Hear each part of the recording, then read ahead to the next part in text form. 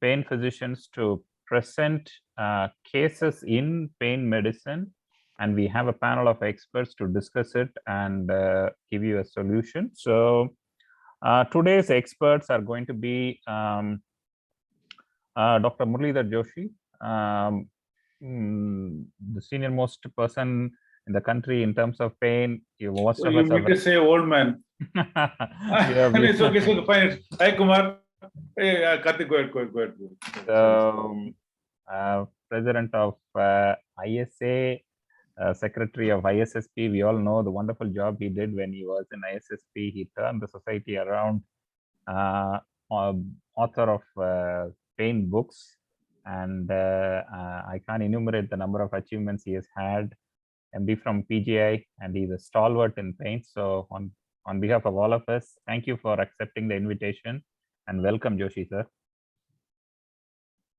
And other than Murali sir, we have Devjyoti Datta, Dr. Matthew Tong, Dr. Asha Barge, Dr. Archana Nankar, Dr. Gaurav Sharma, Dr. Shirish, and Dr. G.K. Kumar. So I think Dr. Gaurav, Dr. G.K. Kumar, and Dr. Shirish are joining us newly. Most of the others we have been familiar with in the case discussion. So welcome to all of you. So today's discussion is going to be on facial pains. So we have two speakers today, young upcoming pain physicians who are doing their fellowships right now, who are training in pain. So the first speaker is Dr. Basavaraj Kanti. So Dr. Basavaraj, if you're there and if you want to share your slide, please go ahead. Yes, sir. So Dr. Basavaraj Kanti is a diploma in anesthesia from KLE Hospital, Belgaum, Karnataka. He did his DNB in anesthesia in Tata Memorial Hospital, Jamshedpur. Presently, he's a one-year fellow in Daradia. So on to you, Dr. Basavaraj Kanti.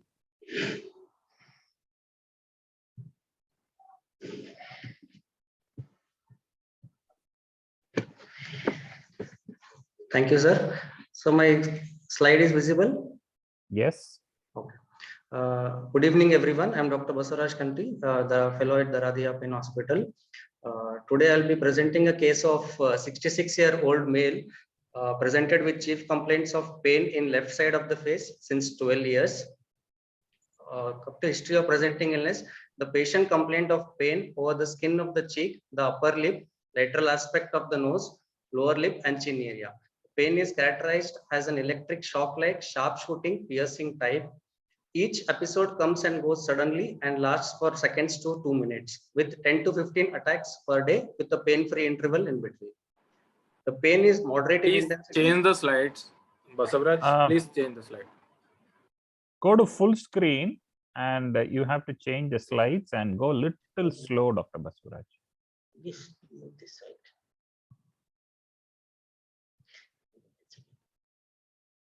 One second. Your title slide is there, but next slide, 2 or 3 numbers you can.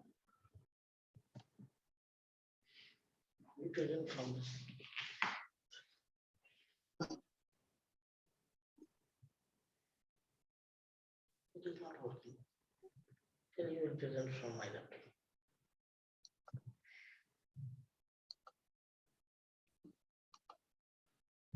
What happened? Okay, from here. Yeah, can you go to full screen, please?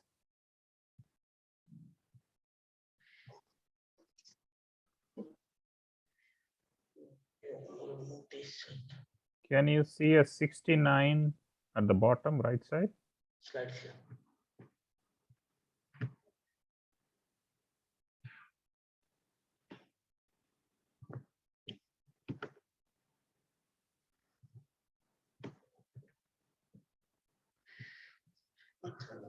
Okay, go ahead. Go ahead. It's okay. Go ahead and start. It's not changing.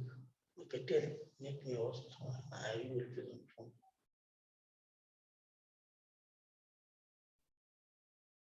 No, till Karthik sir from here.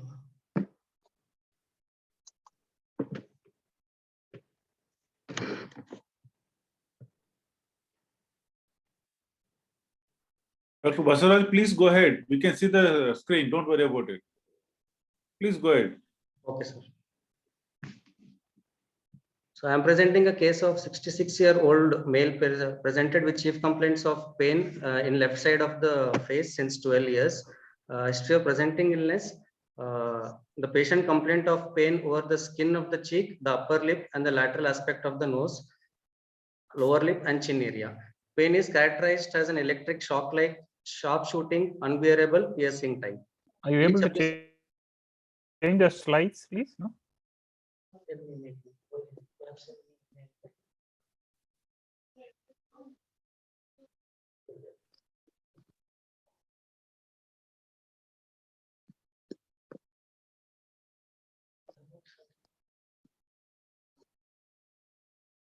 Sir, I'm changing slides, sir. Is it visible? Not really. It's just your history of presenting illness.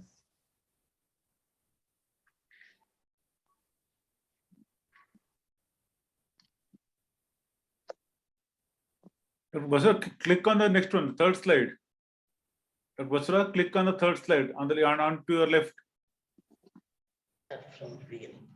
Stops here. On your left.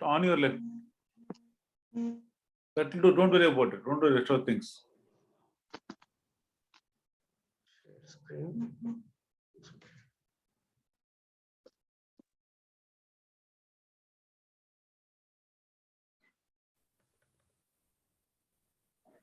And that's better.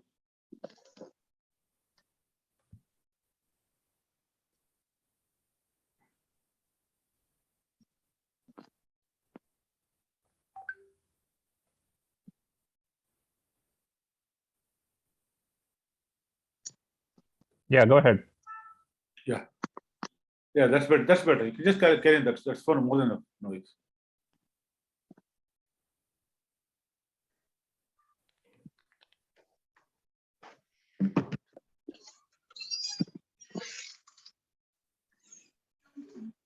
Madahra ini. Ando to. Okay, Dr. Basavaraj, go ahead. If you want, I'll share the slides from my end. Can you? Shall I? Better, Karthik. You start doing it. Karthik, you start doing it.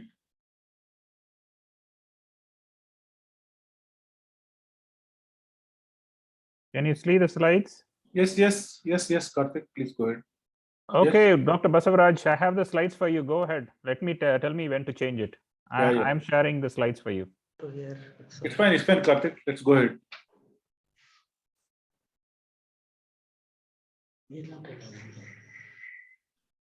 I can control your slides, Dr. Basavaraj. Please go ahead. Karthik, go to the third side. Go to third. Yeah, yes. Yeah. Okay, sir. Pain is moderate to severe in intensity with NRS of 6/10, and it's aggravated on chewing, talking, brushing teeth, and washing face. Patient feels slightly better after sleep and medications. No history of redness or watering of eye, no history of pain near eye, upper cheek region, no history of swelling of eyelids, and no history of nasal discharge or congestion. Past history, there was history of tooth extraction, molar teeth of upper and lower jaw 11 years back. Treatment history, the patient underwent radiofrequency ablation of Gasserian ganglion 3 times, and he also had a history of Stevens-Johnson syndrome with Carbamiscipine 12 years back.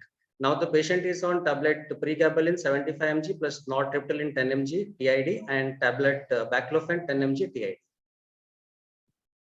Personal history, diet is mixed, appetite normal, sleep sometimes disturbed due to pain, bladder and bowel habits are regular.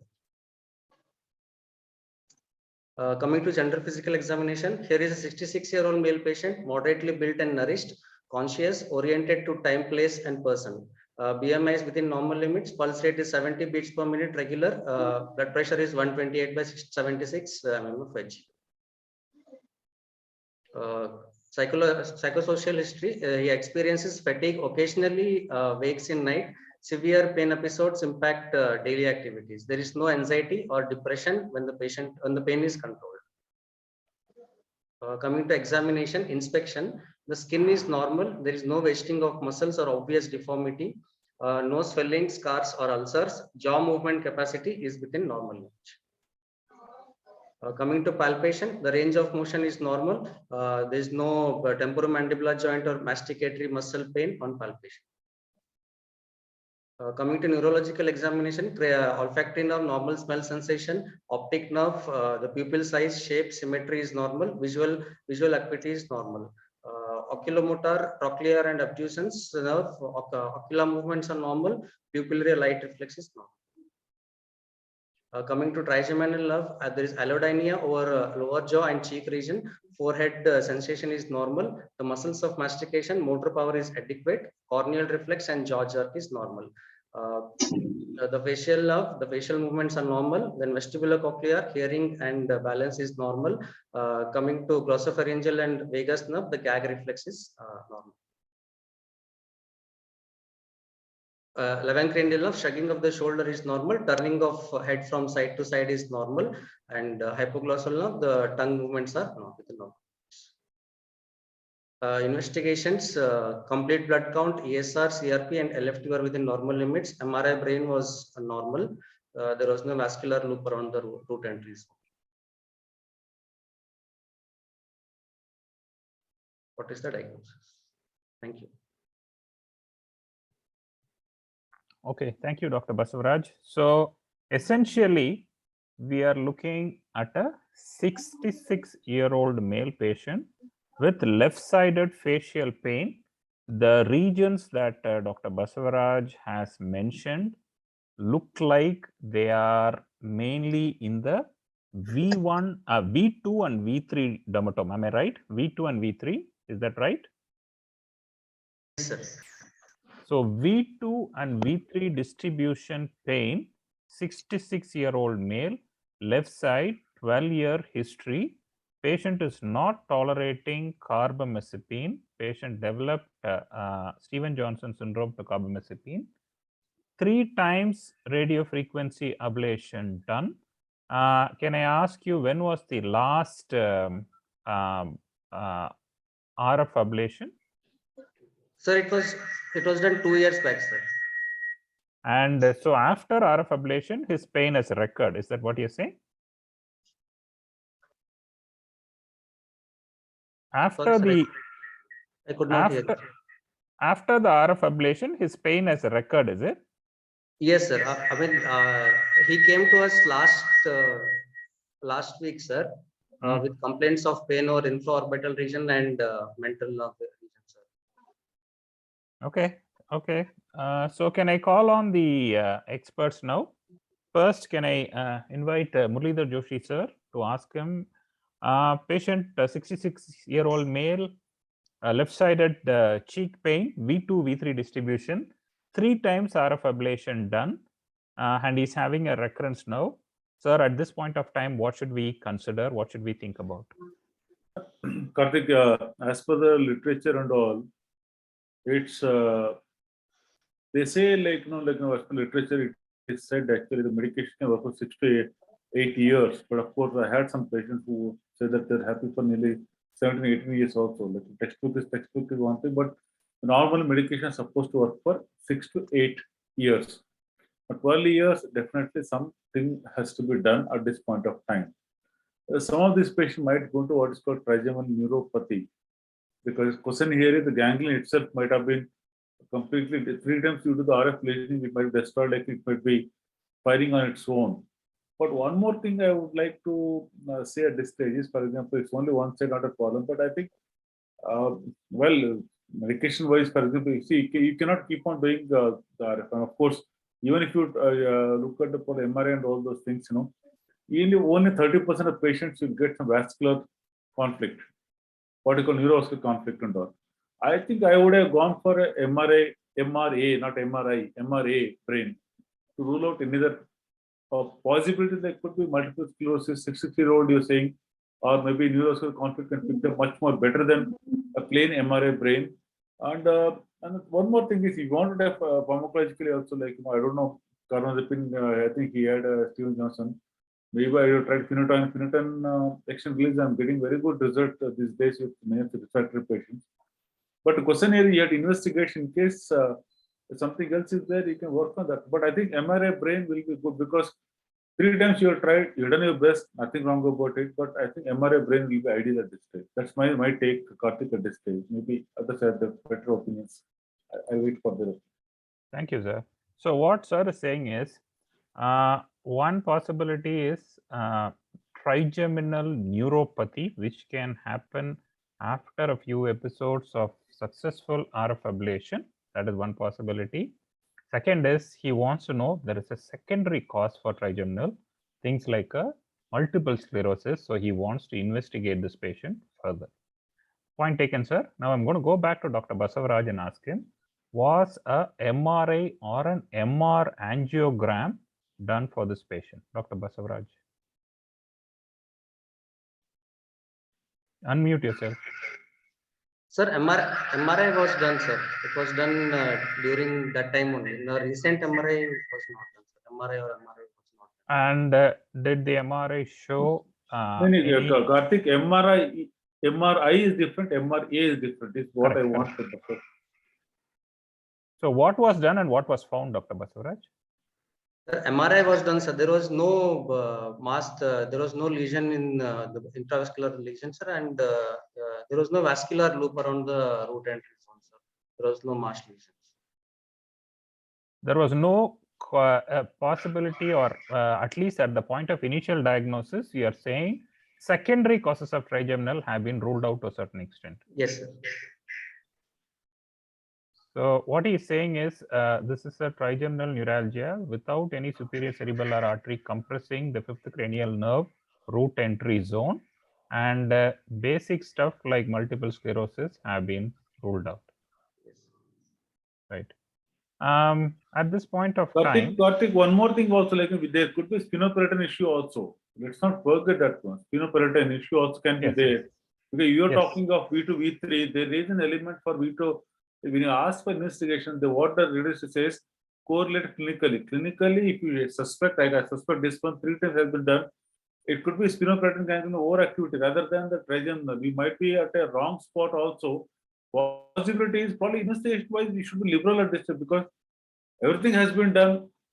MRA is one thing, and sphenoparatine ganglion also, like just said, make out, but of course, diagnostic block for sphenoparatine will not cost you anything, and of course, will not lose anything. Right, sir. Right. Point taken, sir.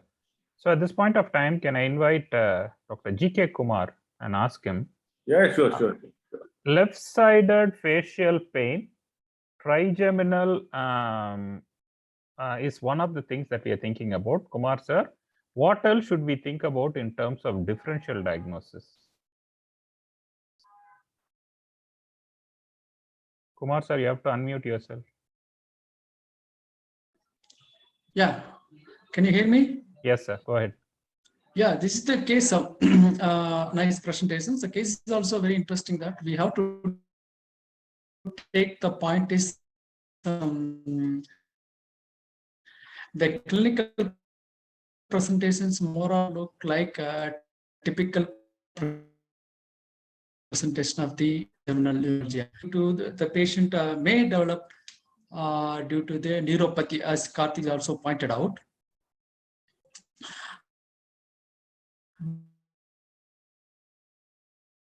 But this is the case, we have to take it as a repetitive postally responsive pharmacological therapy. So it is the case of, again, we have to move around the differential diagnosis of the typical atypical facial pains may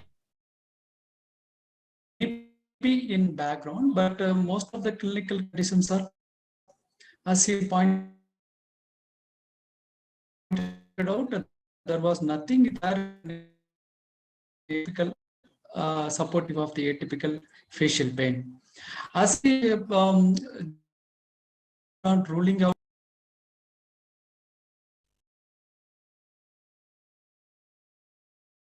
I think Dr. Kumar's internet is not great. Dr. Gaurav, can I invite you now and ask you, in terms of differential diagnosis, we talked about trigeminal neuropathy. What else should we think about?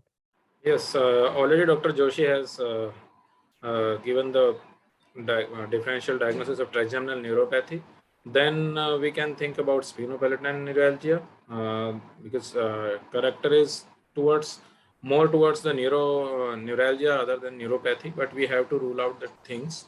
Then slightly allodynia features are there, but other sympathetic involvement and all these things are not there. But we have to rule out the sympathetic involvement of the dermatomes over there. Then multiple sclerosis already we have ruled out initially. Then that TMJ is also ruled out by the examination and all other parts. Then there's a terminal branch neuropathy can be there individually, like infraorbital or mental, or these are the common things.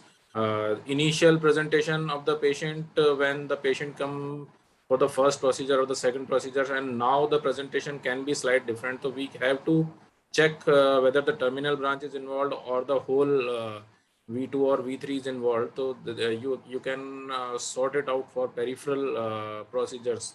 So these are also the point we should taken care.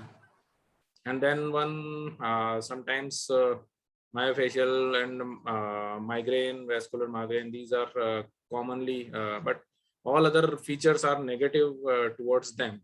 So more importantly, we can say we have to rule out the sympathetic involvement, trigeminal neuropathy, then sphenopalatine neuralgia according to the condition, and the peripheral nerve, you can say infraorbital as well as the mental neuralgia. So these are the possible differential diagnosis according to the examination and the history. Thank you, Gaurav. So essentially what the experts are saying are, at this point of time, the differential diagnosis that we should keep is trigeminal neuropathy. It could be sphenopalatine neuralgia, dental origin pains including TM joint, root canals, those things we have to keep in mind. We don't have the latest MRI, but the old MRI at the time of initial diagnosis rules out any other intracranial pathology. We have not done an MR angiogram to rule out AV malformations and thrombosis and more detailed examination, but a basic MRI we have done. And it doesn't seems to be having any other feature suggestive of sympathetic. Now, at this point of time, if I can invite Dr. Archana and ask her, any other differential diagnosis? Can this be a cluster headache? Can this be a atypical facial pain? Anything else, Dr. Archana? Yes, sir. So actually, they have taken a very good history. So in cluster headache or other types of trigeminal autonomic cephalgias, there will be autonomic symptoms related to the pain. So there will be watering of eyes, ptosis, meiosis, congestion of the conjunctiva. The duration of attack will be also longer. In case of cluster headache, 15 minutes to 180 minutes. So in the history, they have ruled out mostly the if it can be trigeminal autonomic cephalgia. Plus atypical facial pain, it could be a possibility. But I think atypical facial pain is more constant background pain is there. It means it won't attack in it won't occur in paroxysms. That's what I feel. Yes. Okay. And right now, can I ask Dr. Asha, is there now that we have about 5-6 differential diagnoses, is there a possibility that we have missed something else? Could this be something like I think somebody has pointed out in the chat box also, could this be a temporal arteritis? Is there any other possibility in terms of differential diagnosis?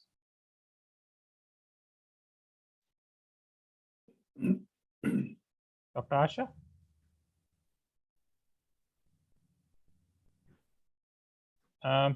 Not I able think to it hear can be, see, even if it is there, you can always do a diagnostic block and try it out. You don't, the question here is we are trying to rule out whether it is MRAs, we're not missing out any AV malformation or CP angle tumor or small vessel or metal scale.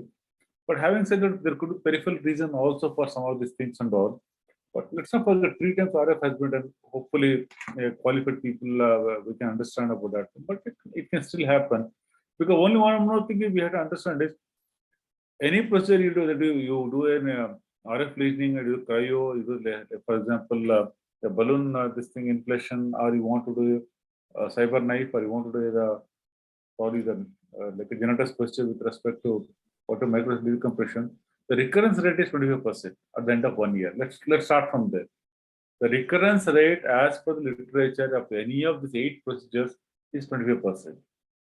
But having said that, even if thrice we had done RF lesioning, also it's our responsibility. You know, whosoever has done with respect to the people in the, we had to look into that one. Are we missing something, or is something else? Or also the one thing is sometimes when you ask for investigation, it takes some time for the investigation to come, patients to come for follow-up and all. That's why I'm looking at it like, you know, which medication you might be used on Steven Johnson syndrome. Like, you know, to go for investigation, we have to give some pain relief till the reports come back. Right. Also equally important, Karthik, because report might come, yes, even if a report comes something, they may not have enough money to go for something else. So these are the things that pharmacologically, if we are not explored about, that's one more thing very important. That's my suggestion there, Karthik. Please go ahead, please go ahead. Thank you, sir. Can I ask Dr. Shirish now? Any other investigation you want at this point of time, Dr. Shirish? With regards to the history taken by Dr. I think this much and also discussed by our expert panelists. I think with his history and his examination, most of the features are going towards the trigeminal neuralgia. I think this much of investigation is well and good, but if you are thinking of other like temporal arthritis, a simple CBC count, or even a CBC or even sodium potassium to start off with the drugs, and RFT and LFT will be better. If we are planning to start carbamazepine and go with the diagnosis of with trigeminal neuralgia, at least CBC and sodium potassium has to be baseline, can be done, as the drug itself can cause problem in these aspects. But with history and the probable diagnosis that we have accompanied, this much is, I think, well and good for the trigeminal neuralgia. Thank you, Dr. Shirish. So what the expert panel essentially is saying is a lot of things are possible, but from the findings that we have and from the history that we have elicited, so the possible diagnosis seems to be more in terms of either a recurrence of the trigeminal neuralgia, which has occurred after a 3rd successful RF ablation, trigeminal neuropathy, or spinopalatine neuralgia. So we have ruled out other things in terms of by MRI and clinical findings. So just for the sake of the juniors, so whenever you're looking at a patient like this, please make sure you're ruling out simple metabolic causes. So whenever you're looking at patients like this, you need to do your complete blood count. You need to do your ESR, CRP, random blood sugar, renal function test, vitamin B12, D3, uric acid, calcium. So these things have to be done mandatorily in all patients. Don't miss out simple things. So you don't want to miss the B12 deficiency, D3 deficiency, increase uric acid. So that has to be done. And ideal situation, you would want a MR angiogram as well. So we have 2 or 3 as a differential diagnosis. We'll see how we go ahead and confirm the diagnosis and offer treatment. At this point of time, can I ask Dr. Archana? He told something about Stevens-Johnson syndrome and carbamiscipine. So can you elaborate on that? And should we mandatorily be testing all patients for Stevens-Johnson syndrome, Dr. Archana? Sir, yes.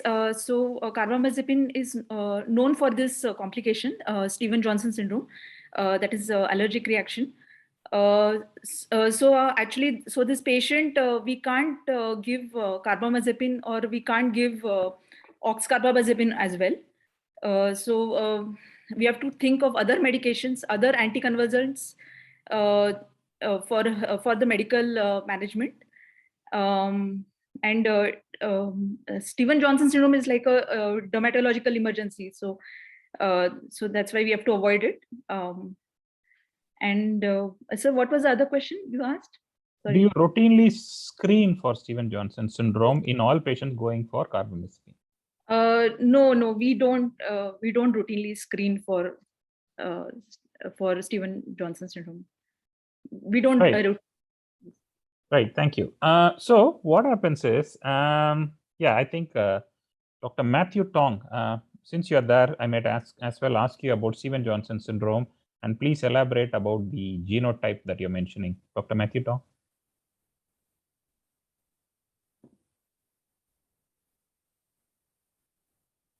Hello. Yeah. Actually, I have not done it, but I had patients who already had the testing done. And so the neurologists are all doing it in Singapore. So I have encountered Stevens-Johnson's, and it has been lethal in one case I saw. So I think it's expensive, this test, but it is advisable if available. Yes, I think I share that opinion as well. I've had one patient who had Stevens-Johnson syndrome after carbamazepine. Now, what happened was this patient was on carbamazepine for some period of time. It didn't happen during the first time I gave the medicine.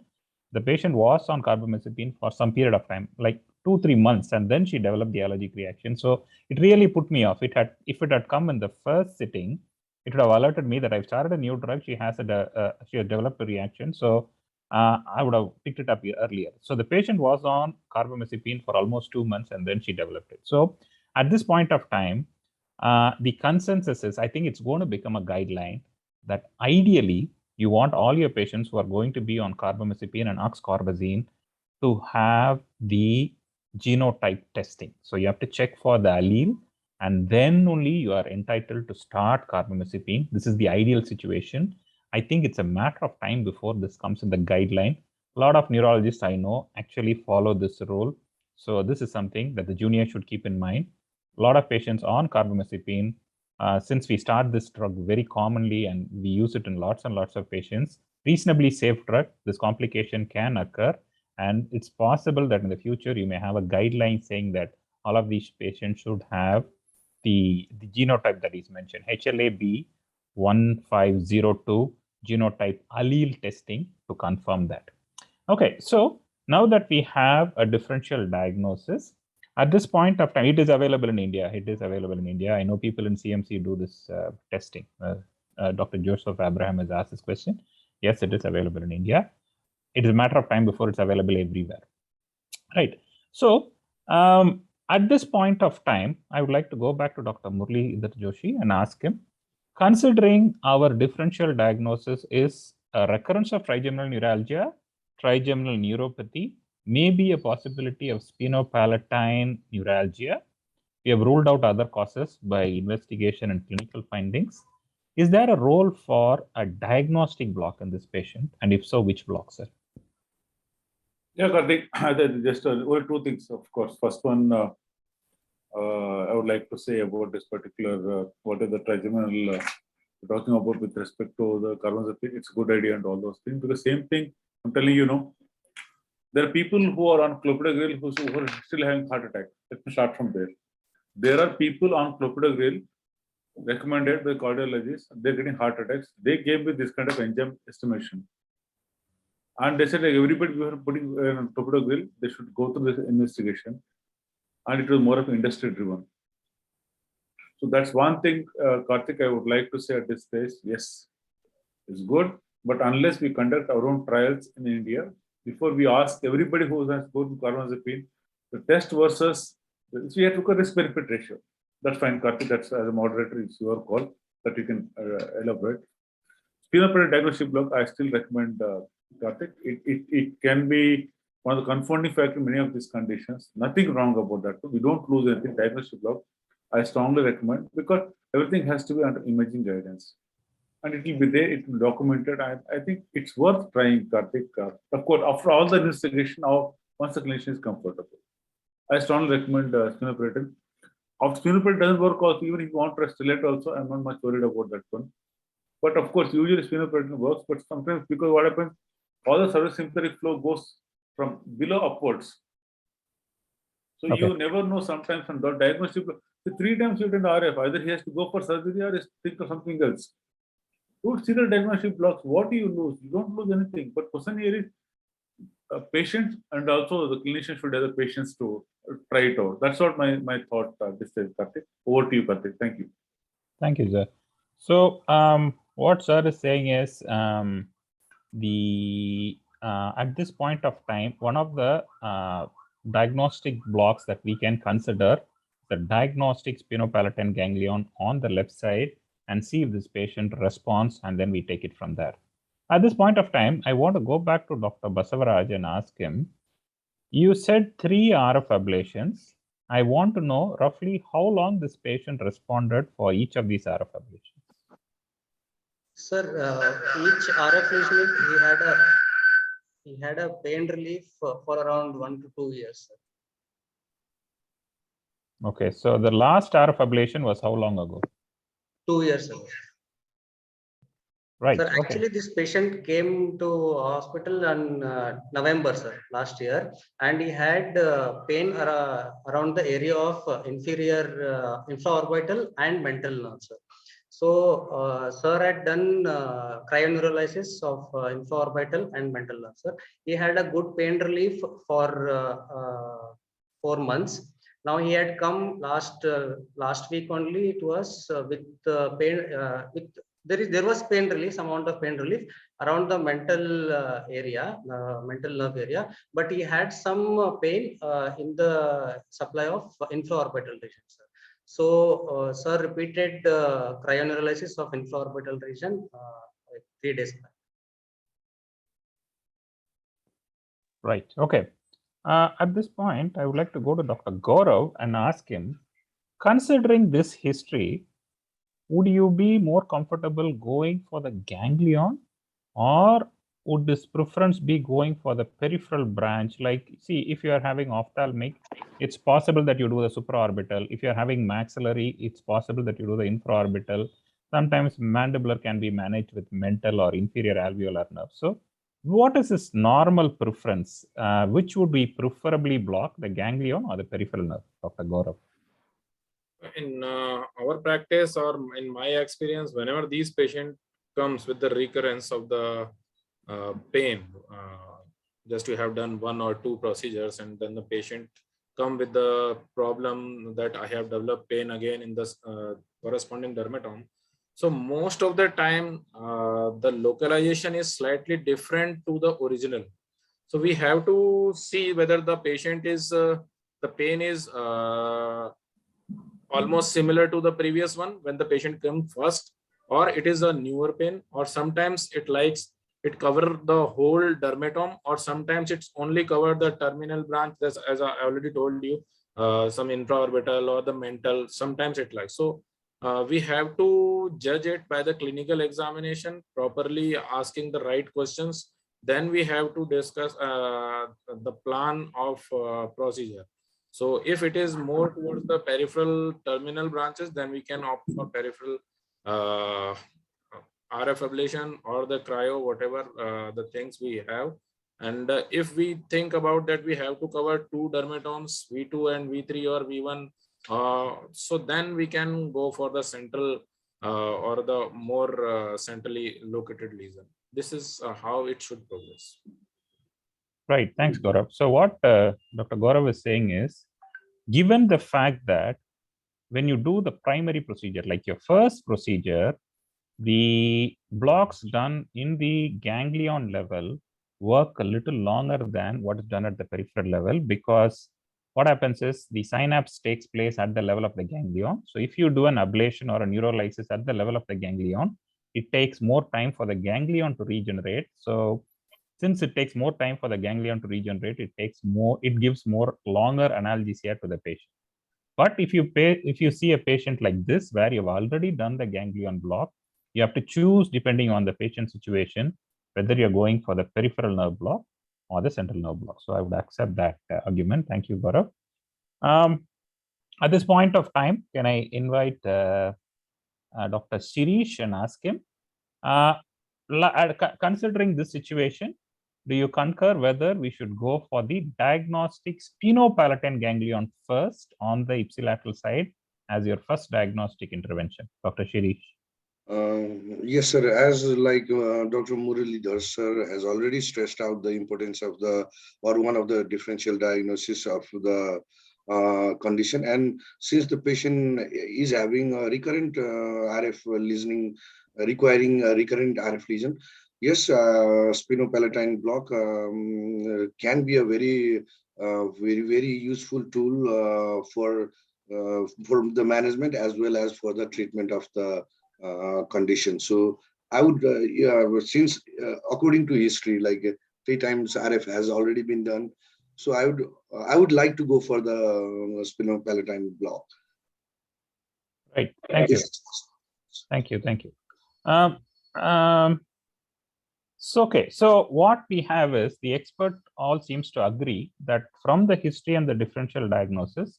So this is a patient with symptoms suggestive of V2, V3 neuralgia who has had some success with RF ablation. MRI does not show any neurovascular compression, and repeated RF ablations in the ganglion and at the peripheral level has given the patient a relief of somewhere around 1.5 to 2 years from the history. And this patient is not exactly somebody who is tolerating neuropathic pain medicine, especially we are not able to give carbamazepine or oxcarbazine. At this point of time, most of the experts seems to agree that the diagnostic sphenopalatine ganglion is the way to go forward. Now, at this point of time, I would like to ask Muralidhar sir, in terms of pharmacology, is there anything else that we can offer for this patient? Karthik, there are 2 things I would like to say. For example, we have about 5-6 medications only for trigeminal neuralgia which are approved. Listed, see, you got carbamazepine, oxcarbazepine, and you talk of pregabalin, talk of gabapentin, got baclofen, right? Maybe sometimes you may use amitriptyline here and there, nortriptyline here and there. One medication what we are not using, where I'm getting very good result is phenytoin. Phenytoin extend release, not the 100 milligram one. Phenytoin 300 milligrams, single dose in the night. It's making a lot of wonders with these kind of refractory conditions. It makes wonders. It makes wonders. You may not believe. Sometimes you ask for MRI, sometimes patient might take extra time to get the investigation. Maybe he didn't have money or whatever. See, let's understand our own demography, where we work and all. But each molecule, it takes at least 2 weeks for the blood levels to build up and all. And here I found very great results with phenytoin extend release. It's available and not expensive also. One more thing, Karthik, I forgot to alert you is this patient has undergone molar extraction 11 years back, upper and lower molar. There's something called a phantom tooth pain, which I keep handling regularly. Because see, the true kind of like tooth pain you can handle. One is, see, question here is a regular like tooth fall, which happen elderly people that don't create a pain. The problem is severely infected, some tooth impacted there, somebody forcibly extracts, that's called as phantom tooth pain. And in those conditions, you can just infiltrate into the bed of the phantom tooth, wherever it was there. And because it's simply a phantom limb. Phantom limb sensation is different, phantom limb pain is different. So here, I keep encountering a lot of phantom tooth pain, especially infected teeth, which are impacted just like that, and you extract it and all, they come out like this. So in case these things also, like before you think of brain, think of brawn first. Over to you, Karthik. Over to you. Thank you, sir. So we learned something new today, including myself. Phantom tooth pain. Hey, don't. No, but it's real. Phantom tooth pain, very real. Accepted, sir. Accepted. Right. Karthik, thank you, can sir. I add something to? Yes, Kumar, sir. Karthik? Yeah. Sorry for my bad internet connection. No, I no, want Kumar, to Kumar, problem is you are substantiate stage the- artist. Kumar, you are stage artist, man. You go ahead. We want to hear from you. Please go ahead. Yeah, Please yeah, go ahead. yeah. I want to substantiate one of the very good point Joshi sir brought out is the role of phenytoin in the patients have failure to the conventional or not able to continue the conventional drugs, which is the we are also having very good results with the phenytoin, especially in acute neuralgia. The patient suffers with the pain and he cannot proceed even for the investigations and other things. One or two cases I gave a fast phenytoin IV. It is also very much useful because the safety profile is better than with the phenytoin. So fast phenytoin parenteral also 2 to 3 days the patient has to down. The phenytoin at any form, oral or IV phenytoin is also very much useful that the phenytoin role. In this case, in the given case is clearly said there is the clear cut success with the conventional RF. So my suggestion is rather than to after ruling out other causes as Sir said, secondary trigeminal neuralgia and vascular loop with the MRA, we have to stick on to the RF again rather than they looking for other thing also. But the good suggestion is the trial sphenopalatine ganglion may be the choice we are having that. But we have to rule out what are the character of secondary, I mean recurrence character of the trigeminal neuralgia. If it is simply the peripheral nerve level, we can try the peripheral nerve blocks as it may be useful. Otherwise, the same pattern is again recurs. The peripheral nerve blocks level may not be much useful to us. So again, we have to look for the ganglion level or higher level blockade after ruling out the secondary causes. After ruling out the secondary causes. Thank you, Kumar sir. So point taken. So 2-3 points that they've thrown up. One is phenytoin seems to be having, phenytoin is a standard second line drug for trigeminal neuralgia. So phenytoin is something that the junior should consider along with other neuropathic pain medicine, right? And second is small possibility of phantom tooth pain. Third is the role of diagnostic sphenopalatine ganglion block. So the peripheral nerve blocks, I think from what Basavaraj said, I think Kumar sir, they have already tried once. I think Dr. Das has done a cryoablation of the mental nerve and the infraorbital is what Basavaraj said, I think. Right. So I think most of you agree that the 3 differential diagnoses that we have and the role for diagnostic sphenopalatine ganglion block. Now, can I ask Dr. Archana how exactly she does the diagnostic sphenopalatine ganglion block and what exactly she would do to confirm the block is working and to know the diagnostic efficacy, Dr. Archana? Yes, diagnostic sphenopalatine ganglion block, I will do it under fluoroscopy guidance. And the needle approach is from the lateral part of the face towards the pterygopalatine fossa. And initially, I have to confirm the position of the needle by fluoroscopic views as well as by stimulation. So stimulation, I should get it at the base of the nose. That is a accurate means. I have reached accurately in the sphenopalatine ganglion region, and then initially give a local anesthetic, that is lignocaine, and see the response of the patient. And if the pain is reduced by more than 50%, 50 to 70%, then go for RF ablation. Right. Thank you. Now, I would like to, I'm going to go to Basavaraj and ask him how they actually manage this case. But at this point of time, there are a lot of seniors among the audience. I can see Dr. Ashok Jordan here. Other seniors are there. Dr. Matthew Tong is there. Is there anything else that we are missing, or is there any other investigation they would like to do before I go to Dr. Basavaraj? Dr. Jordan or Dr. Matthew Tong, would you like to contribute anything at this point, or anybody in the audience? Hi, good evening, Dr. Karthik. I think most of the things are discussed. Treatment part is discussed. So other than the sphenopalatine diagnostic and the adding the phenytoin as the good option. And also in the beginning, Dr. Muralidhar has mentioned that if we do the MRI, arterial MRI, if anything is missing, more minutely we can go about it rather than the general MRI of the brain.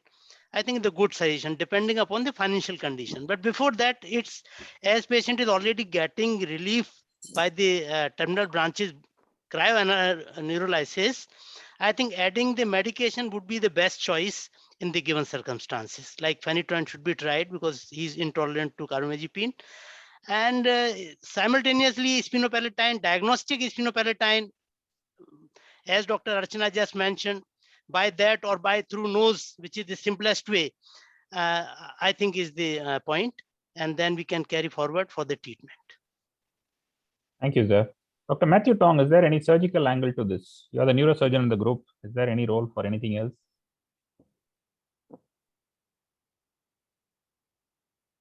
Muted, sir.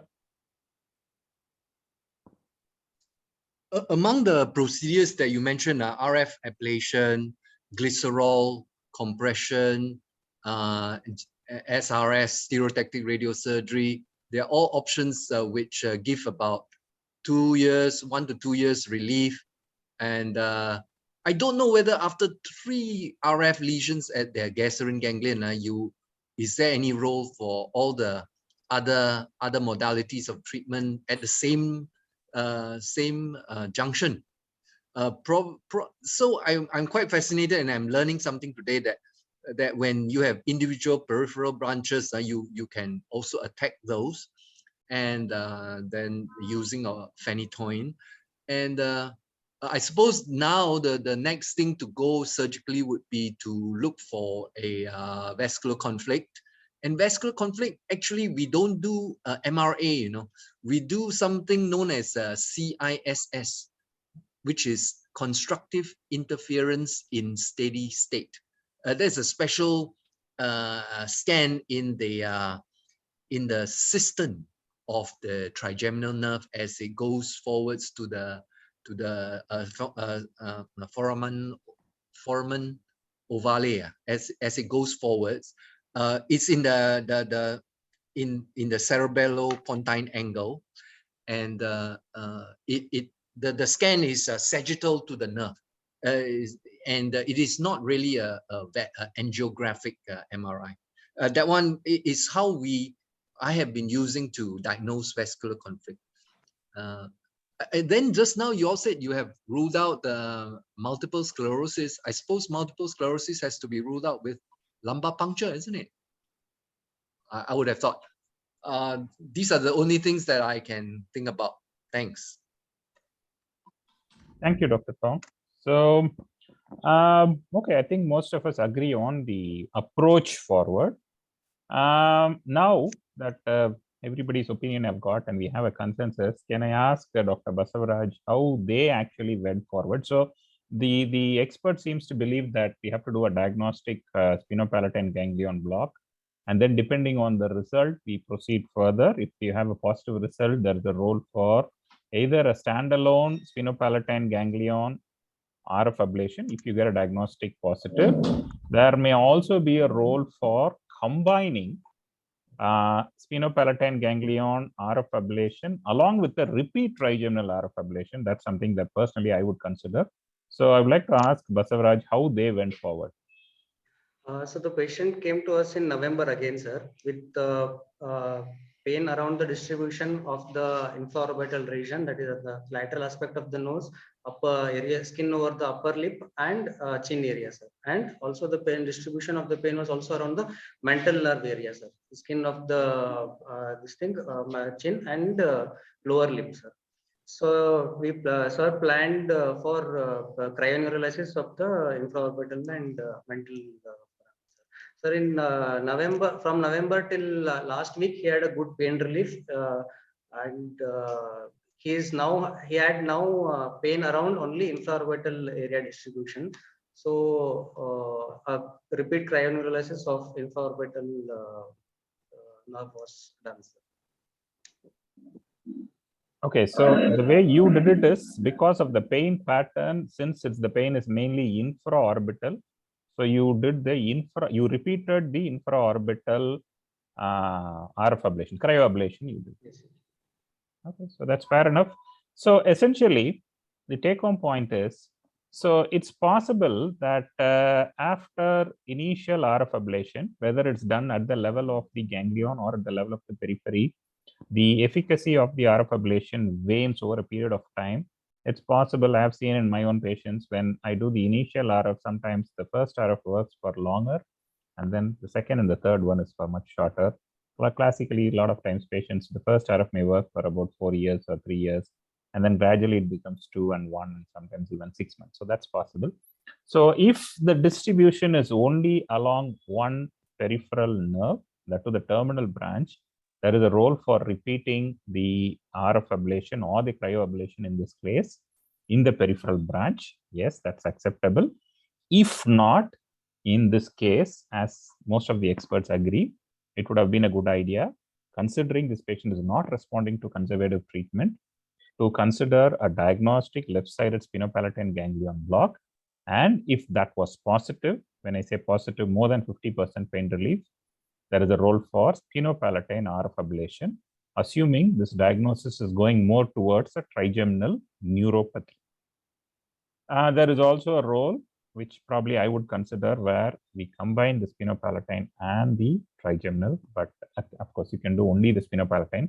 Depends on how good the response is to the initial trial sphenopalatine ganglion block. So if conservative works, stick to pharmacology. If conservative is not working, try for the peripheral nerve branch. If peripheral branch is working, stick to that. If not, think of the diagnostic sphenopalatine ganglion block. If it is positive, go for the RF ablation. Is that acceptable to everybody? Is that a Yoshi sir, is this acceptable? Yeah, Karthik, it's good, but just for all the beginners and all those things, even if you don't have RF machine. So Karthik is only putting and in the sanctity point of view, please don't look at it from a different. Even if you don't have the RF machine and all those things, at the end of the day, any patient who comes with severe pain, as pain patient, our job is to provide pain relief. You may not have the neurologics and you may not have high-end equipment. Please, even if we can't do anything and all those things, because there are some patients who just come with severe pain for some stress and all, can still diagnostic block with respect to probably the divisional branches and all. But once you hit the ganglion, I started my career starting with peripherally and then wanted to go to center. But it so happened subsequently in the corporate world with different volume altogether. Then I started hitting the center. From there, after that, I never did many peripheral. But in case if I'm sitting in periphery, if I can go back to my periphery somewhere, I don't mind doing a diagnostic block, maybe at my mental nerve or infraorbital or supratrochlear and all those things. And I don't mind what a medication available. But don't think that everything is RF oriented, everything surgery oriented, everything cryo. No, please not like that. Whatever tools are available, wherever you are, you can provide good relief, fine. In case patient gets recurrent pain, please send them to your next eye center. Please don't think that you just because you don't have RF machine, don't stop treating these patients. Please, this is my only plea from my side to everybody. That's all I can say. Please help everybody. Thank you, sir. Point taken. Thank you. Yeah. Thank you, Dr. Basavaraj. Nice case. I think we have explained it and we have sort of discussed it. So thank you, Dr. Basavaraj. Now, can I invite Dr. Sneha Shreyas? Dr. Sneha, if you're there, can you share your screen, please? Dr. Sneha Shreyas is MBBS and DA from Mysore Medical College. She did her DNB from Meenakshi Mission Hospital, Madurai. Presently, she is doing a one-year fellowship in Daradia. Dr. Sneha, you can start, please.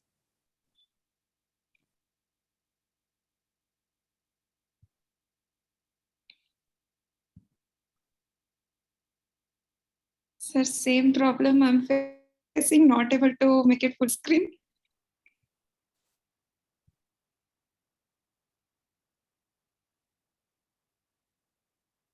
You want me to share your slides? 1 second, sir. I'll try once. Karthik, take over. Karthik, take over. No, nothing wrong. Some technical console. Don't worry. Don't worry. Don't worry.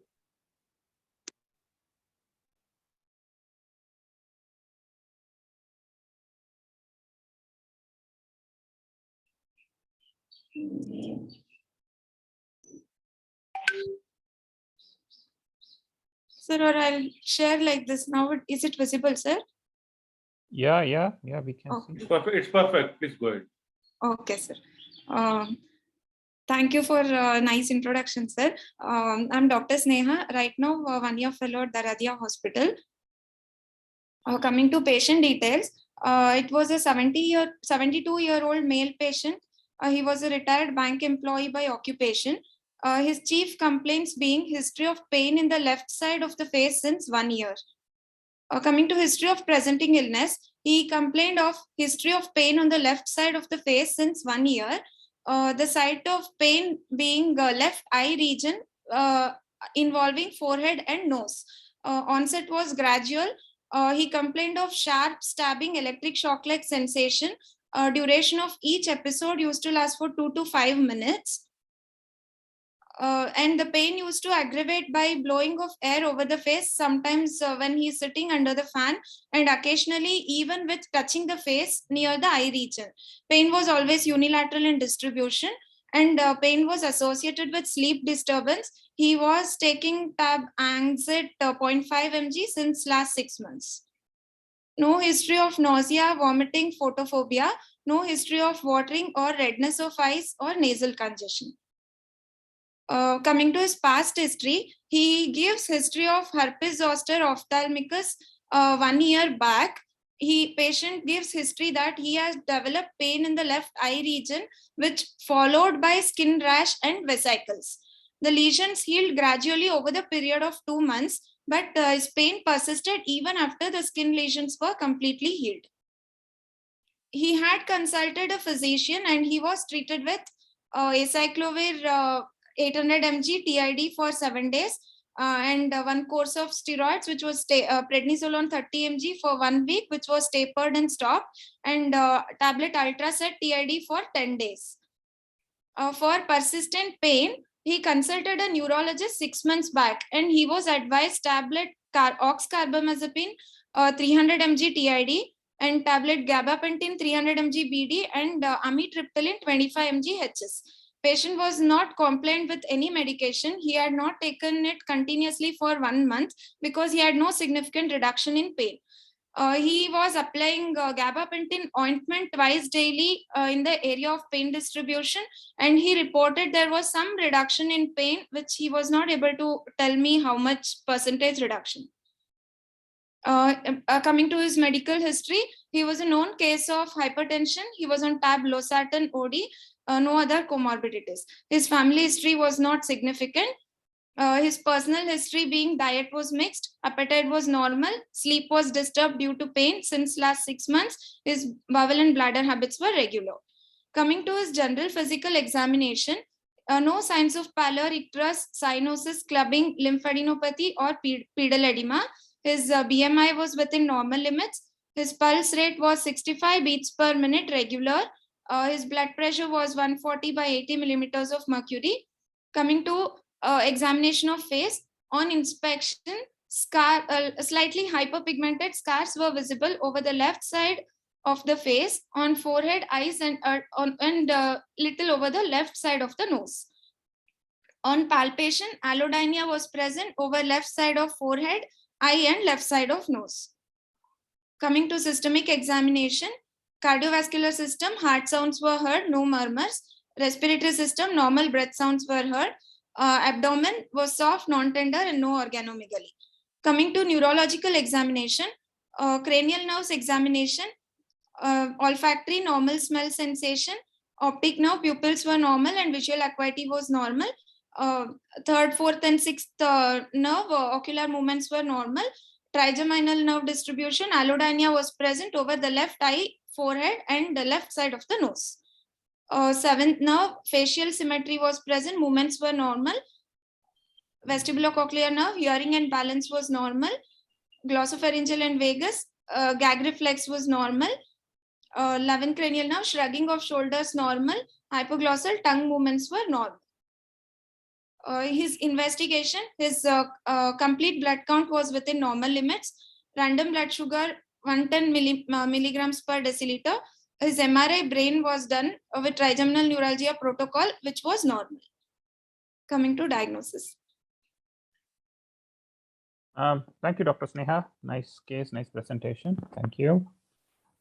So the history suggests a 72-year-old male with left-sided facial pain. This seems to be more around the eyes, so I'm assuming this is more ophthalmic distribution of pain. And before I talked about differential diagnosis, there is a history of post-herpetic neuralgia. So for all practical purposes, since there is a strong history and the pattern seems to be fitting, do all the experts agree when I say this is a left-sided post-herpetic ophthalmicus, or is there a possibility of it being something else?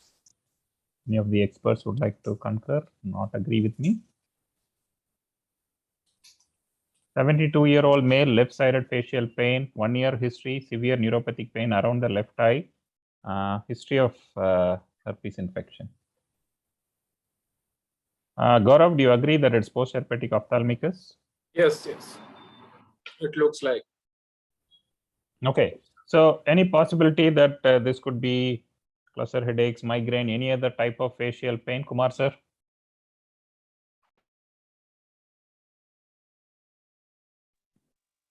Yes, Karthik, this is the case, even though looks like of more of a post-herpetic neuralgia, we would like to go for little more room for differential diagnosis. As you said, there may be, we have to rule out any atypical facial pain also to be ruled out. So for that, we can carry it out simple ESR or CRPs and other things can be useful. If it is anything like any infections or any atypical autonomic disorders are there, that is also useful. But most of the times it looks like, clinically it looks like the history wise and the duration wise and the clinical presentation wise, the first diagnosis, even though we want to put as a DT, it should be the post-herpetic ophthalmic division involvement. So as a completion sake, we have to rule out the other possibilities, atypical facial pain, especially, which is more of presenting with ophthalmic nerve roots. Right, sir. So the point they're making is that the basic blood tests have to be done, the total count, differential count, ESR, CRP, and the vitamin markers, random blood sugar, renal function test, B12, D3, uric acid, calcium, that has to be done. Dr. Sneha said she has already done the MRI of the brain and she followed the trigeminal protocol, and there doesn't seem to be any superior cerebellar artery compression along the trigeminal root entry zone. So we have the likely diagnosis of post-herpetic ophthalmicus in a 72-year-old male, 1-year duration, typical neuropathic pain. She mentioned the word allodynia around the eyes. Now, can I invite Joshi sir and ask him, considering this diagnosis, I'm assuming we're not going to investigate further. What is this? Karthik, you want to have opinion of other people also? I'll join you anyway because sometimes some variations also might come. Right, Dr. Archana. Just my request, personal request, Karthik. Thank you, sir. Dr. Archana, is there any other possibility? Yes, so there is no other possibility actually, but we have to rule out again cluster headache, diabetic neuropathy, which may, but this is classical case of post-herpetic neuralgia only. Yes, sir. Dr. Asha, would, is there any other investigation you want, ma'am?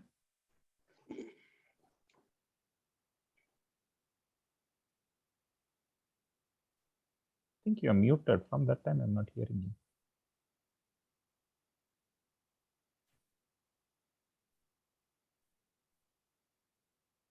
Anybody else would like to do any other investigation before I ask Murli sir, how's the conservative management of post-herpetic ophthalmicus?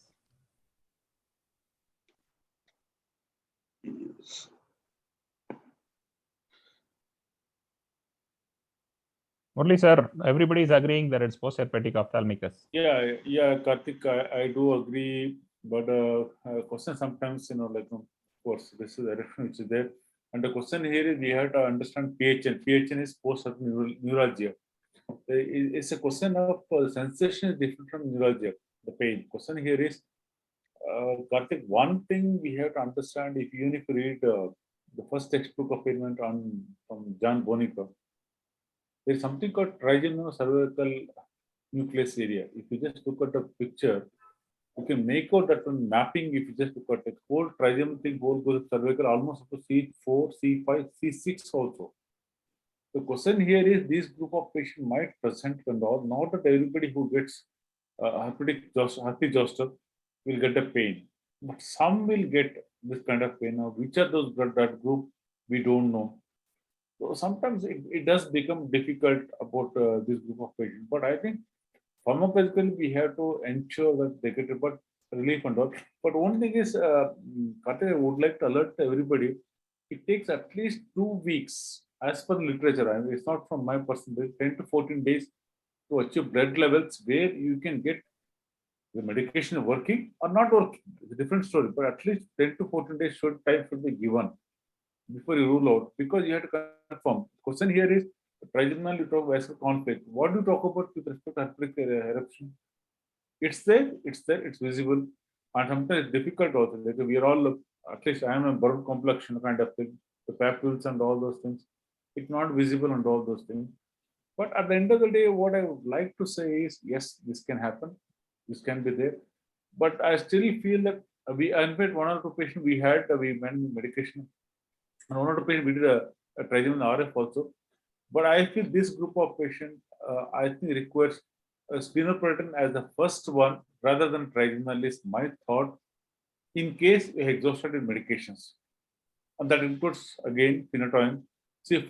Question here is what we are talking about. If some patient of trigeminal neuralgia comes to emergency, what are you going to give? So-called phosphenytoin, right? As per recommendation. And what is phenytoin? Plain medication. What's wrong about it? Phenytoin is father of phosphenytoin. So question here is, I think somewhere is not a possibility, may not be available. What if we are looking at here, at the end of the day, any chronic patient or acute pain patient comes to here and you get a call, your job is to handle the pain. What you do, how you do, it's your call. These are the medication available, these are the information available. Do what you feel comfortable as per your competency, available skills. I think, Karthik, about this particular patient, even if it's there, before you go for trigeminal, I would have probably tried a sphenoparatine before I go for the trigeminal, because one thing is, V1, it is there, I can go for trigeminal, but if medications do help, well, I don't think any intervention at all. Over to you, Karthik. Thank you so much. Thank you, sir. Thank you. Okay, see, the thing is, post-herpetic neuralgia, in principle, is a very difficult condition to treat in any part of the body. Now, typically what happens is, things that we know very well about post-herpetic is, first thing is patients who have had early antiviral, like patients who have had acyclovir or any of the antivirals, the early phase of herpes infections tend to do better. Patients who have had vaccinations for herpes tend to do better. So these are the two factors which reduce the incidence of post-herpetic neuralgia. So patients who have had vaccinations and patients who have early acyclovir or any of the antivirals. So when I say early, the first 72 hours of the onset of symptoms. So these patients tend to have less incidence of post-herpetic neuralgia.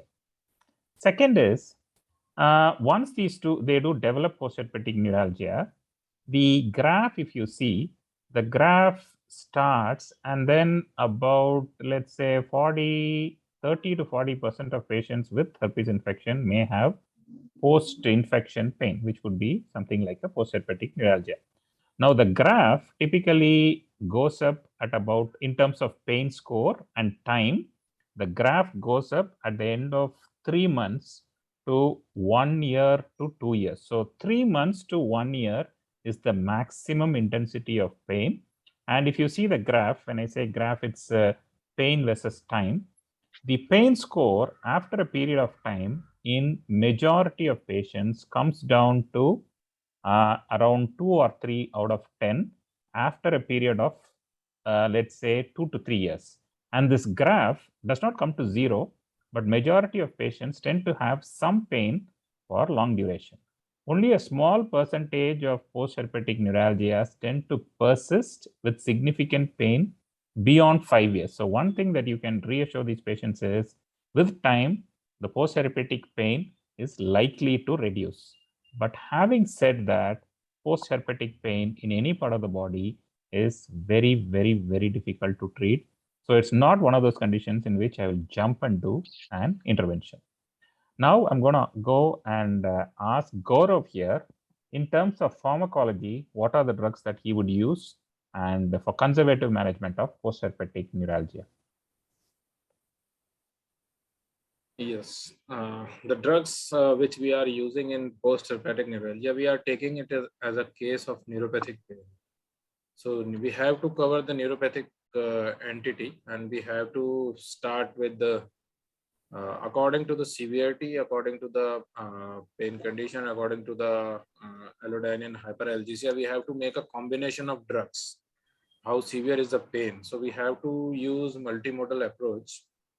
We have to use oral medications in form of one medication in either gabapentin or pregabalin. We have to start, and if there is a more burning sort of features, so then we can add some amitriptyline or nortriptyline. Other than gabapentin or pregabalin, duloxetine or other SNRI is also first line treatment among all the guidelines which is being used all over world. Similarly, we can use duloxetine, and we have these are the very important drugs or in our armamentarium, you can say. This patient, particularly this patient, has a allodynia features, and then this associated history is only hypertension. Suppose many times it is being seen that patient is suffering from diabetes or other autonomic nervous system, or immunity is going down, or cancer patients. These are the common presentation of the PHN patients, post-herpetic neuralgia, old geriatric patient with debilitating condition, nutrition is very low. So we have to take care all the aspect. We have to educate the patient about the to maintaining the good nutrition, good amount of all the things other than the medication, good amount of water and other intakes, maintenance of good hygiene. These all are points. Then we can use the drugs which can topically being used. So topically we can use lignocaine, we can use there is a there can be a combination of lignocaine and antineuropathic medicine like gabapentin and capsaicin, and in our region we have a good combination with ketamine also. So these are the good combinations which can be tried, and it varies according to the patient to patient. So we have to choose wisely, and we have to make a basket or a combination of the drugs to suit the patient. Like in older patient, male patients, we cannot use TCA groups. We should switch to duloxetine.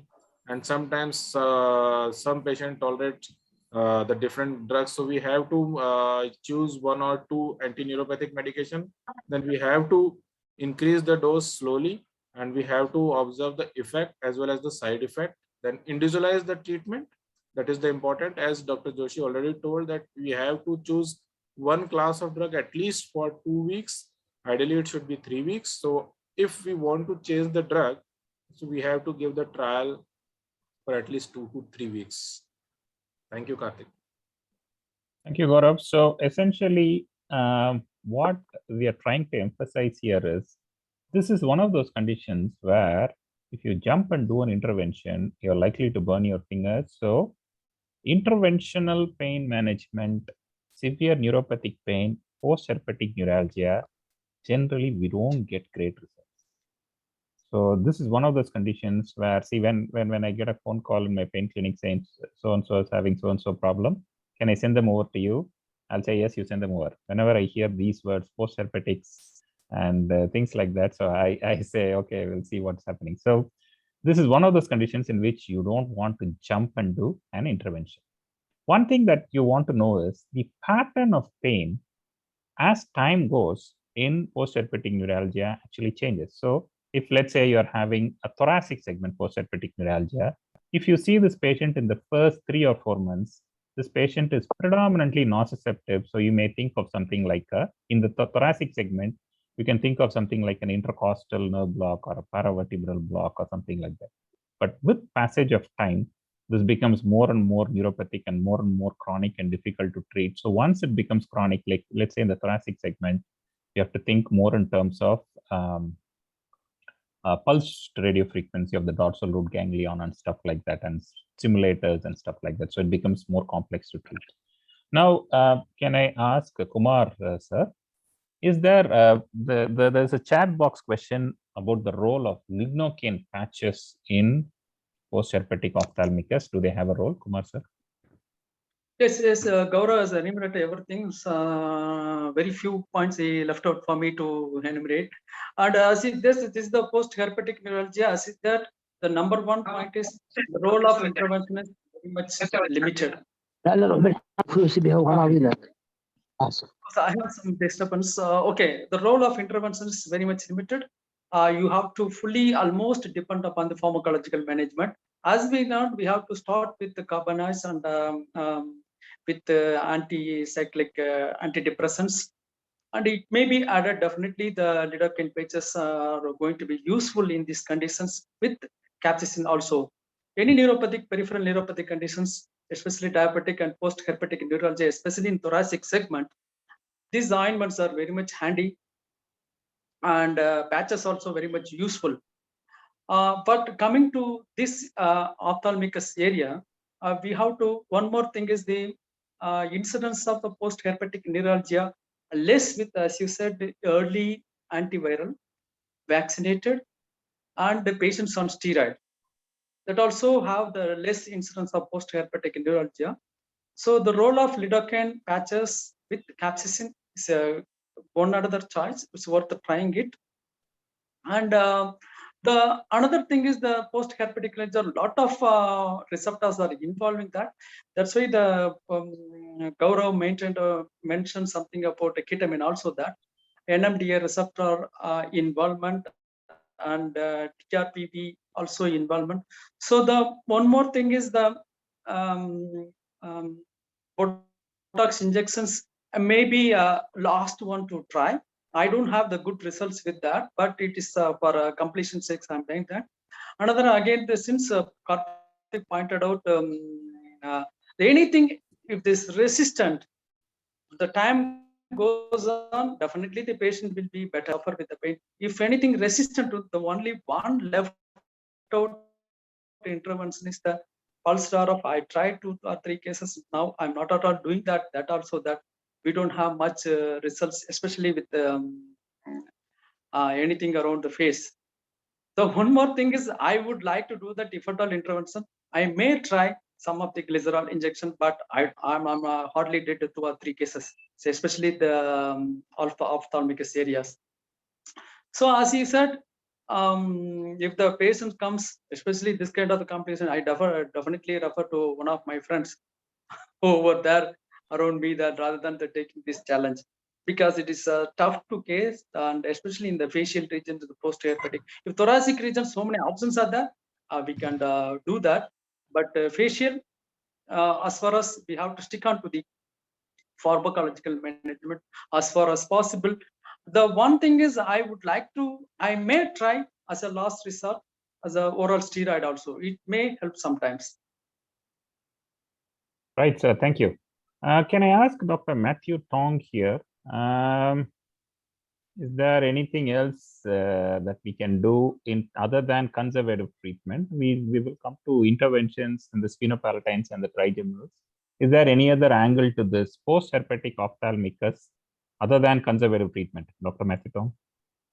I think most of the modalities of treatment have been covered, and I haven't got much experience in beyond that. Thanks. Thank you. Can I call Dr. Archana here and ask her? At this point of time, most of us feel that we should treat this patient conservatively as much as possible. We talked about various neuropathic pain medicine regimes.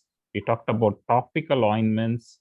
We talked about patches, lignocaine, and other stuff. Is there a role for any IV infusions here? Is that something that you would consider for post-herpetic ophthalmicus or anything else? Yes, sir. So it's a neuropathic pain. We can go for lignocaine plus ketamine IV infusions. Means they are given generally started with 3 to 5 milligram per kg per hour lignocaine, and ketamine 0.5 milligram per kg, and they are given over 1 hour, and they are given over subsequent days. Means the patient is called every day to the OPD, and it has to be done under anesthesia. The cardiovascular monitoring, and it could help in this post-herpetic neuralgia. So you're talking about lignocaine infusion or ketamine infusion, or both together? Both together. Both together. Right. Okay. So yeah, I do use lignocaine infusions or ketamine infusions, but usually I don't match. That's the recommendation. But I think pretty much we can try. That's fine. Any of the experts have any experience on scrambler therapy? One of the audience questions. Anybody have any experience in scrambler therapy? I know there are a lot of pain clinics in the US which have scramblers. Koreans have scramblers. So anybody have any experience with scrambler therapy? Dr. Matthew Tong, do you have any experience? In AIMS Delhi, they have this machine. I don't know about the experience. Don't got the positive feedback. So Dr. Senthil Prakash, we don't have too much experience in India for scrambler therapy, but I do know a lot of pain clinics in the US and Korea and stuff do have scrambler therapies. Personally, none of us have too much experience with scrambler therapy. Right, so we are left with the interventions. Anything else? Local infiltration, dry needling, Jaipur block, anybody? Anybody has any experience with dry needling, injections, local infiltration of lignocaine, anything else before I jump into interventions? Any of the experts have any experience in any of this? Yes, local infiltration is quite familiar, and it's very much published. It was published. It was started by the dermatologist people. They have used it with the good success rate. You can decrease the amount of peripheral sensitization if you use it with the initial phase, and it can work. Okay, so now that we have talked extensively about conservative treatment, can I ask Jadan sir here, in terms of if none of this is working and we have tried conservative treatment, we have tried IV infusions and patches, and considering post-herpetic neuralgia and post-herpetic ophthalmicus in particular is very, very difficult to treat. In terms of interventions, what would be his first choice and how would he go about it? Okay, Jordan, are you there? Okay, can I pass on that question to Kumar sir? Yes, this is the clear point to take home point is as far as we have to stick on to the conservative management. If conservative management fails within 2 to 3 years of the severe period of the post-herpetic neuralgia, we may think of one is the any facial pain, then we have to think of the typical and the atypical. The most of the other than trigeminal neuralgia comes under the atypical facial pain. The atypical facial pain or neuropathy, trigeminal neuropathy characters, again, the most important left out area to play around for is the sphenopalatine ganglion. So the sphenopalatine ganglion diagnostic block, maybe the first line I would like to do that. If it is having good pain relief, we can think of the longer version of the pain relief by doing some kind of the radiofrequency ablations. That is the first one. I want to do that if they're specific in these conditions. So second thing is the anything if disease fails, we have to go for trigeminal block. That is very keep it as a last one. I want to do that rather than the first. I want to stick on to the sphenopalatine ganglion block. That is the only possible choice left out is the sphenopalatine ganglion blockade. The audience, somebody has asked about sympathetic block. Is there a role for a stellate here? Dr. Nandita has asked about sympathetic block. I'm assuming she's asking. I don't think so anything role for the. That's why the sphenopalatine ganglion has the role in the block rather than the stellate. So the better to do that sphenopalatine. I don't think the stellate would be the better choice for this kind of the pain. Other than the especially the pain is restricted around the V1 division or ophthalmic division. Better to I'll stick on to the sphenopalatine rather than the. I don't think it will be useful for us to do that. It's not worth trying it. It's my point of view. Thank you, sir. Gaurav, is there a role for any glycerol injections or balloon compressions, trigeminal balloon compression? For this, I would say the balloon and glycerol. Glycerol, though, you can use, but balloon for only for this ophthalmic division, it should not be used. It's basically it's a ischemic demyelination. It's a compression therapy for the whole ganglion. So why we want to target which are not affected the segment? So we should target it. Our approach do not overdo the interventions. So we have to choose wisely. So I'm not in favor of that percutaneous balloon decompression. Right, thank you. So I would like to request the audience to, if there is any doubts, I'm going to put it in the chat box. I'm going to ask it to all our experts here. So we'll be winding up in 5 to 10 minutes. So if there are any doubts, please put it up in the chat box. So before I summarize whatever finding the experts have asked, can I ask one more word from Dr. Muralidhar Joshi? Is there anything else you would like to add at this point, sir? Karthik, nice discussion, right? I think the most actually enjoyable moment for the whole event was you and Dr. Sirish with his child, like all the time jumping around, like her father. It's nice. I'm really happy. But Karthik, let's see question. I think Karthik, I did speak about this when you connected the conference about in I think Chennai conference 2019 or 18. I don't remember no, I think 2015. Yeah, that's where I did all the PSCO. I know very well, and whatever thing and all. 2015, right, Karthik? Yes, sir. Yeah.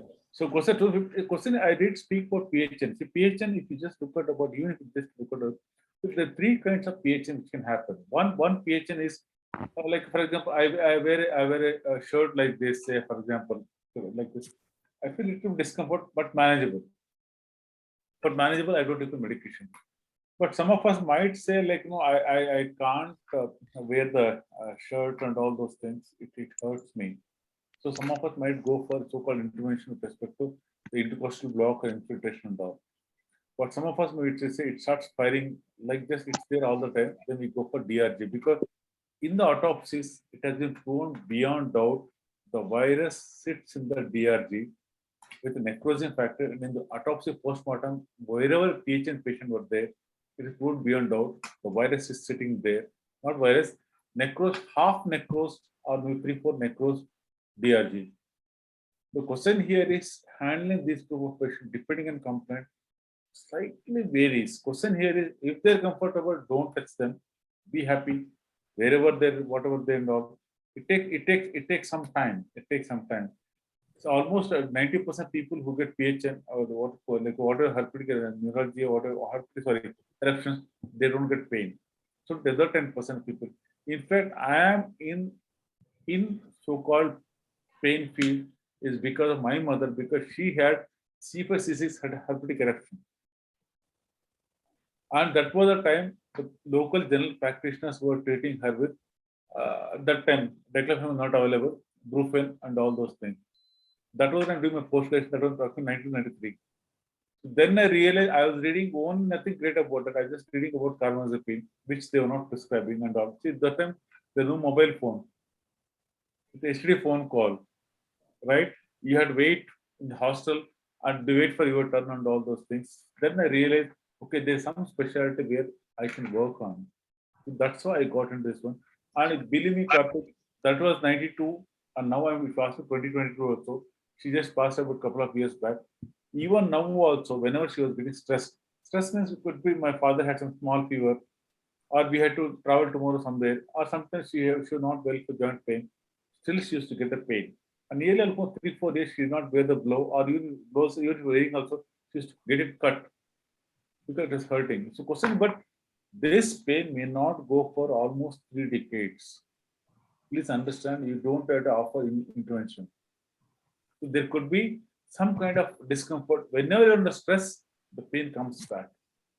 It's not psychological. I've seen many people, and I say like they say, when I get stressed, I take some carbamazepine or Trigeminal, whatever they comfort of it, take for 2-3 weeks, and they become all right. So I never offered predominantly to any PHN patient any intervention, but as a part of hope, I said, in case medication do not work, we have this option. That assurance itself made them feel comfortable, Karthik. And I would like to say my mother was the best example. Because of her, I happened to become so-called one of the pain consultant in India. That's all I can say at Karthik. But no need for intervention, not to jump for the, not jump for the. Yes, restricting medication, what are available as applicable, we can try it. Over to you, Karthik. Thank you so much. Thank you, Zed. Thank you.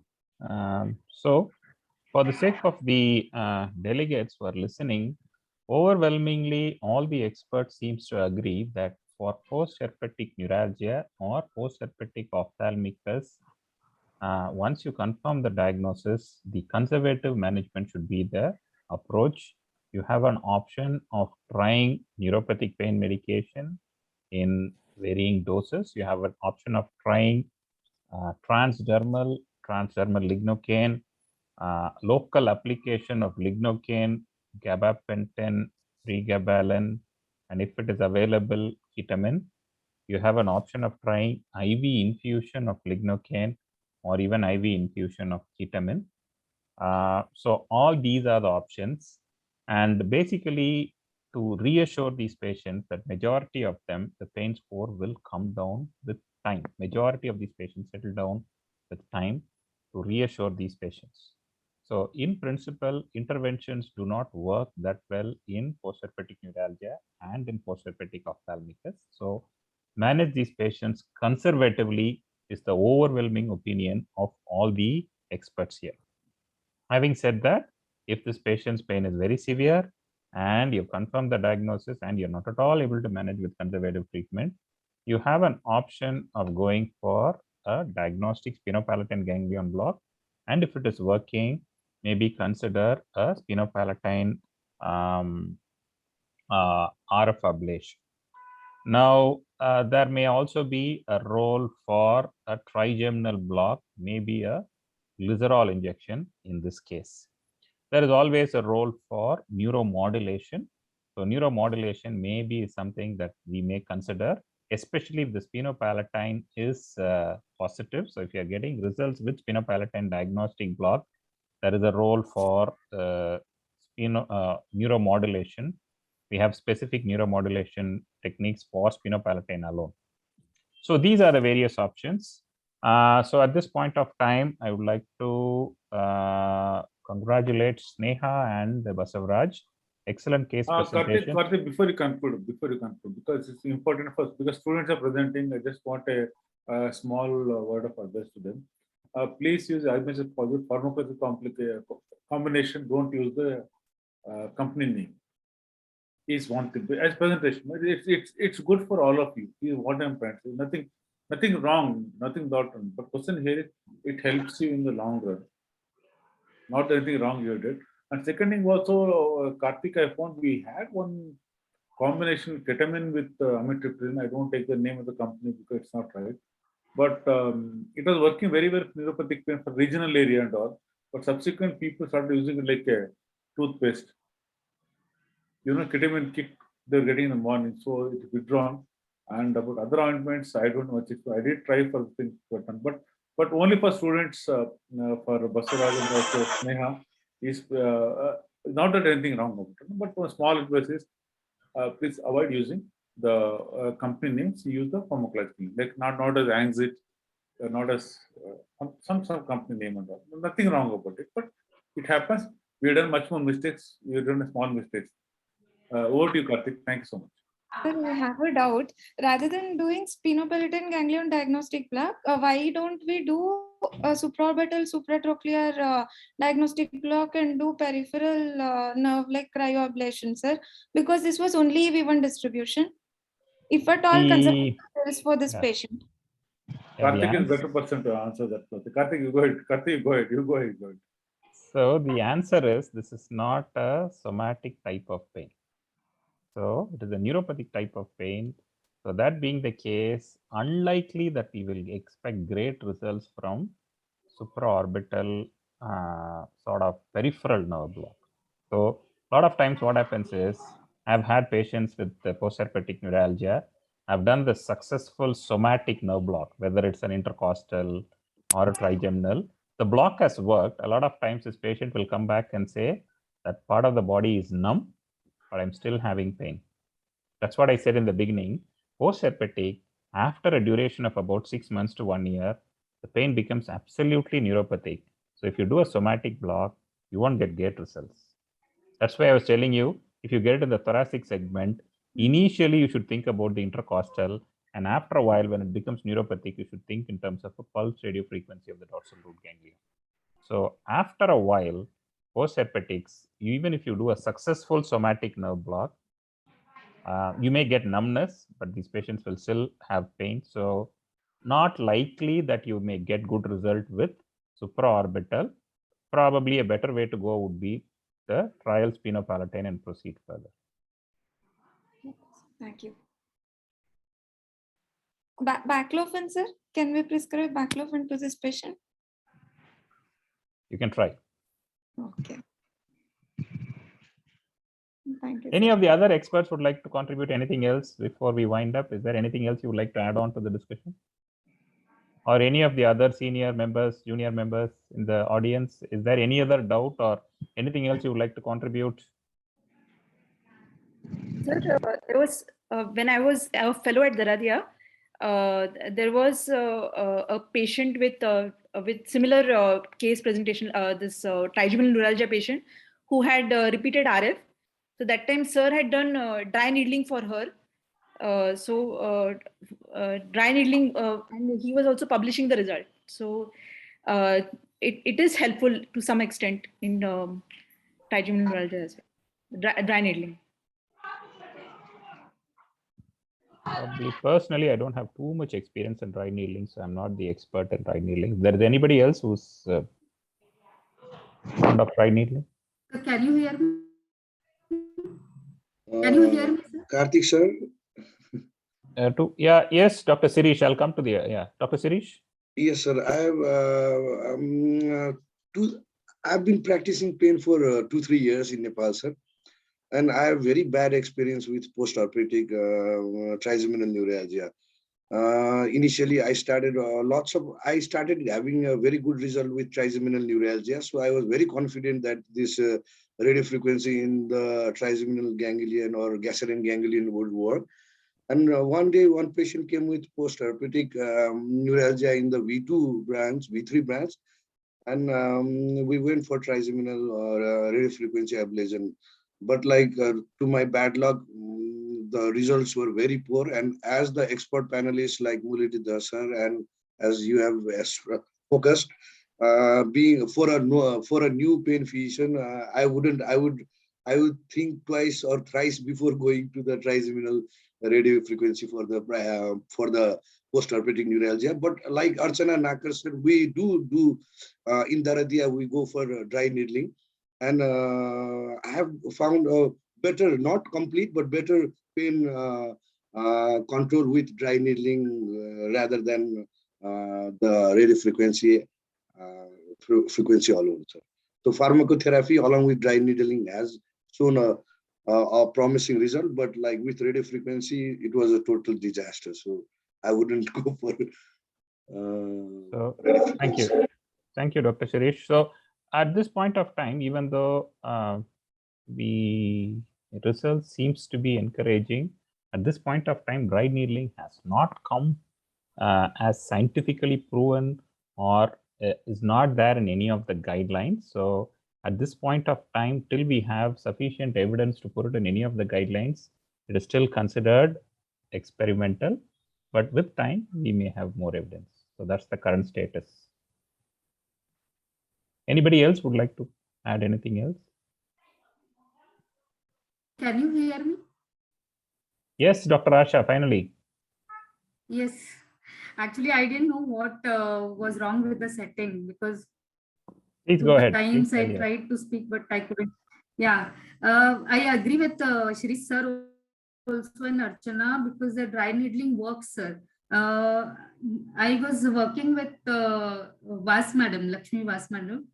That time in trigeminal neuralgia, she had done submandibular, means peripheral block, submandibular and maxillary nerve block, and after that she had done dry needling, 4-5 sessions, and the patient got quite good results, sir.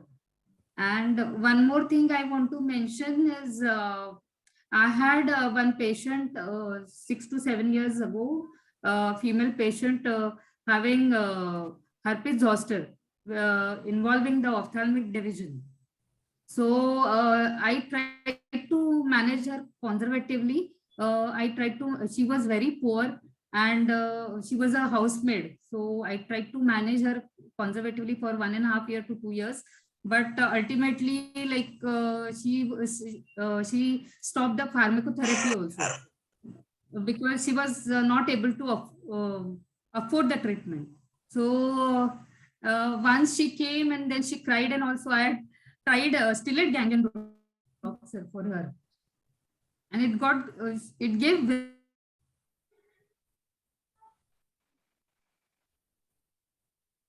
I think we lost Dr. Asha again. So yes, probably if the spinopalatine does not work, there may be a role for stellate after we try the spinopalatine. So that may be Avoid more investment. that may be plan C.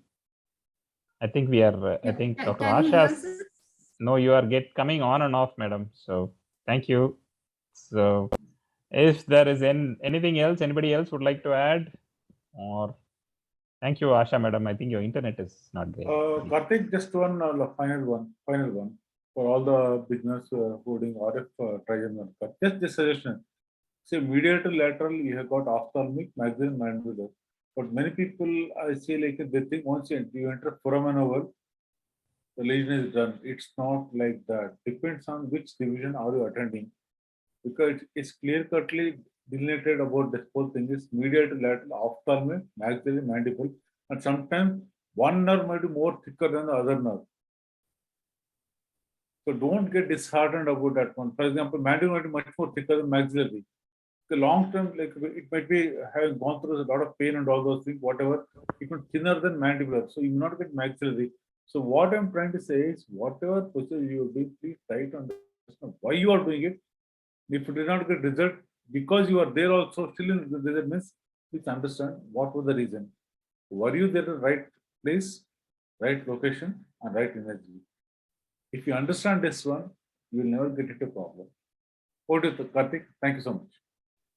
Thank you, sir. So it was wonderful having Dr. Muralidhar Joshi, Dr. Matthew Tong, Dr. Archana, Dr. Shirish, Dr. Gaurav, Dr. Asha, Dr. G.K. Kumar.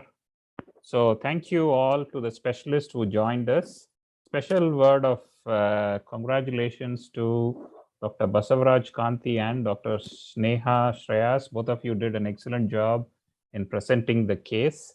So congratulations. Thank you for the opportunity. Thank you, sir. Thank you for opportunity. Keep up the good job, guys. Thank And so thank you all for the delegates. So on behalf of Daradia, so thank you for joining us today. So it was nice having you all here. I hope you had some useful points to take home after the discussion. So thank you all. So we will meet again next week or something like that. So we'll announce the schedule soon. So thank you very much. Good night. Thank you, sir. Thank you. Thank you, sir. Thank you.